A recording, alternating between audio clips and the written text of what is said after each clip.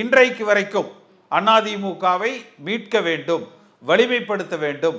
பாஜக அந்த எதிர்ப்பு நிலையில் பின்வாங்காமல் நான் போராடி கொண்டிருக்கிறேன். அப்ப அந்த போராட்டத்தில் திரு அன்வர் ராஜா தன்னை இணைத்து கொண்டிருக்க வேண்டுமே ஒழிய என்னால முடியாது, இது வெற்றி பெற முடியாது என்பதற்காக மாற்று முகாமை நோக்கி செல்வது சுயநலம். சுயநலம்னு சொல்லிட முடியாது இல்லையா? அவர் சொல்றாரு, நான் நேருக்கு நேரம் சொல்லி பார்த்துட்டேன், இதுவும் கேட்கிற மாதிரி தெரியல, கொள்கையவே விட்டு கொடுத்து பாஜகவுடன் அடக்க வைக்கிற மாதிரி நடவடிக்கை எடுக்கிறாரு. பழனிசாமி மக்கள் தலைவர் அல்ல, மக்கள் செல்வாக்கு பெற்ற தலைவர் அல்ல. நீங்க அவர்கிட்ட போய் நான் சொல்லி பார்த்தேன்னு சொல்றீங்க. தொண்டர்களை திரட்டி நம்ம போராடணும். இப்ப நாங்க ஒருங்கிணைப்பு குழுன்னு போட்டு இந்த இயக்கம் ஒன்றுபடுத்தப்படணும்னு ஒரு கருத்தாக்கம் உருவாக்கணும். உங்களையே ரோட்ல போறவங்கன்னு சொன்னாருல்ல, அவர் சொல்லிட்டு போறாருங்க.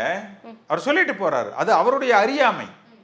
அவருக்கு அறிவில்லைன்னு தான் அதிமுக தொண்டர்கள் நினைப்பாங்களே ஒழிய எங்களது நிலைப்பாட்டில் தவறுன்னு சொல்லலை. இன்றைக்கு வரைக்கும் அதிமுக தொண்டர்கள் ஆமாங்க, கேசிபி சொன்னது போல இந்த இயக்கம் ஒன்றிணைக்கப்பட வேண்டும் என்று தான் சொன்னாங்க. அப்ப அன்வர் ராஜா போன்றவர்கள் ஒருங்கிணைந்த அந்த முயற்சிக்கு ஆதரவு தெரிவித்து எடப்பாடி பழனிசாமியே அஞ்சி நடுங்குகிற வகையில் இந்த இயக்கம் வலிமைப்படுத்தப்பட வேண்டும்.